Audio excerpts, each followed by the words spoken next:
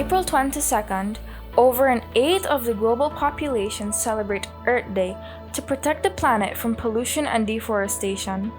Earth Day is a celebration that not only acknowledges past achievements of the environmental movement, but also brings awareness to the urgent need to protect our natural resources from pollution and other man-made activities. This year, Earth Day is celebrated under the theme Planet versus Plastic. Plastics are much more than an imminent issue. They present a threat to not only our environment, but also our health. Non-biodegradable plastic does not completely decompose. Instead, they break down into microplastics, which circulate in the air we breathe and release toxic elements into our food and water. They also pose a threat to the animals in our environment as well. Take marine life, for example. Turtles and fish get caught in plastics found in the sea or mistaking the plastic for food and eating it. The story of Earth Day started back on April 22, 1970, when Senator Gaylord Nelson from Wisconsin came up with the idea for a big environmental protest. He wanted to shake things up and make sure that environmental issues were taken seriously by everyone, and it worked. People from all walks of life all came together to support Earth Day. This event led to the creation of the Environmental Protection Agency, which was first created on the 2nd of December 1970 by President Richard Nixon to protect human health and the environment. It was later created in our country, Guyana. In 1996, the Environmental Protection Act birthed. It seeks to take necessary steps to effectively manage, conserve, protect, and improve the natural environment, prevent or control pollution, and assess the impact of developmental activities on the environment. By April 22, 2000, a whopping 5,000 environmental groups across 184 countries had joined the movement, reaching out to hundreds of millions of people. The day serves as a reminder of the severe damage climate change can do to our planet and the major impact it can make on our lives and futures. Earth Day increases awareness about pressing issues such as the rising temperatures or the rising sea levels and drives about change. The day continues to add value to sustainability movements all over the world. Guyana has taken many steps to do its part to aid in the protection of our planet. In November 2009, former President Bart Jagdale and the former Minister of the Environment and International Development of Norway, Honorable Erik Solheim, signed a historic Memorandum of Understanding, where Norway made a deal to give Guyana up to $250 million by 2015 to avoid deforestation once certain performance indicators were met. This agreement represents the first international commitment of financial support to the low-carbon development strategy and was the first partnership of its kind globally.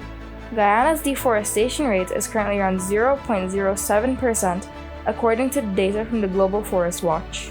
Guyana is also known for its vast mangroves that play an important role in Guyana's sea defense, providing a natural barrier against the rising sea level and saltwater intrusion. They also have a very important role in climate change mitigation. Mangrove forests are known to isolate more carbon than most tropical rainforests. Over the years, Guyana has been implementing regulations to tackle the solid waste scourge, including the litter regulations in 2013 and the expanded polystyrene regulations in 2015. Guyana has also participated in major world conferences that tackle the issue of climate change, like the Conference of the Parties to the Convention of the United Nations Framework Convention on Climate Change. In 2023, President Dr. Irfan Ali led the pavilion at COP28. President Ali called for a reduction in the fossil fuel production and the removal of large polluters out of the supply chain, removal of subsidies incentivizing the introduction of renewables at scale, addressing the demand for energy, upscaling technology, and reductions in deforestation and land degradation through incentivizing the protection and sustainable management of forests. President Ali believes that if these can be done, net zero by 2050 can be accomplished.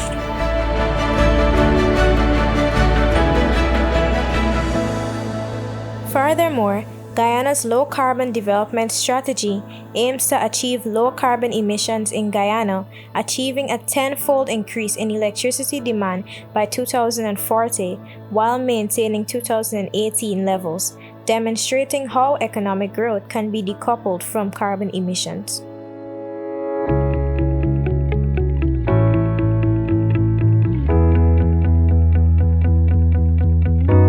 As we celebrate Earth Day 2024, we all must do our part to aid in the protection of the Earth.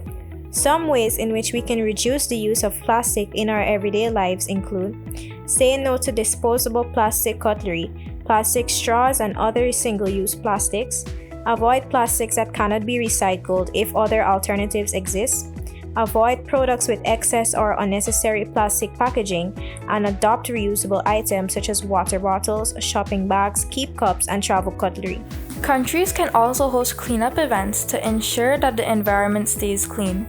Guyana's most recent national cleanup campaign was on the 19th of February 2024 with President Dr. Mohamed Irfan Ali and Prime Minister Brigadier Mark Phillips leading the movement. Let's unite and take action, because together we can make a difference for our beautiful Earth. As John Denver once said, "Love the Earth as you would love yourself." Happy Earth Day from the Guyana Learning Channel.